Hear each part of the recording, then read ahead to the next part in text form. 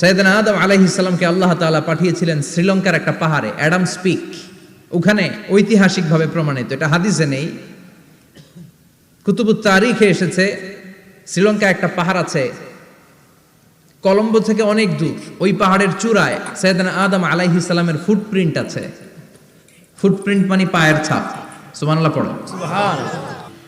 তো যেদিন আদম আলাইহিস সালামকে আল্লাহ ওখানে পাঠিয়ে দিয়েছিলেন, ওই দিনটা ছিল জুমার দিন। সুবহানাল্লাহ নাই? সুবহানাল্লাহ।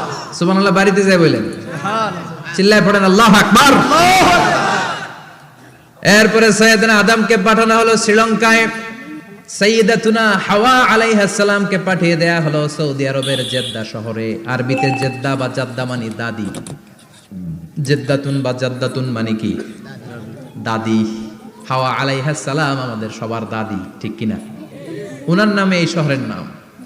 বছরের পর বছর সাইয়েদনা আদম আলাইহিস সালাম এবং হাওয়া আলাইহিস সালাম আল্লাহর কাছে ক্ষমা চাইলেন, আল্লাহ ভুল করে নিষিদ্ধ গাছের ফল খেয়েছি, তুমি মাফ করে দাও।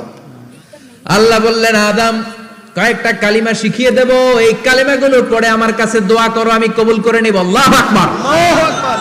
আল্লাহ শিখিয়ে দিলেন আর বললেন, আদম পড়ো, রাব্বানা যালামনা আনফুসানা ওয়া ইল্লাম তাগফির লানা ওয়া তারহামনা লানাকুনান্না মিনাল খাসিরিন। ও আল্লাহ, জুলুম করেছি নাফসের উপর, ভুল করেছি, অন্যায় করেছি, আপনি যদি ক্ষমা না করে দেন আমরা শেষ হয়ে যাব, আমরা হালাক হয়ে যাব, ক্ষতিগ্রস্তদের মধ্যে শামিল হয়ে যাব, ঠিক কিনা?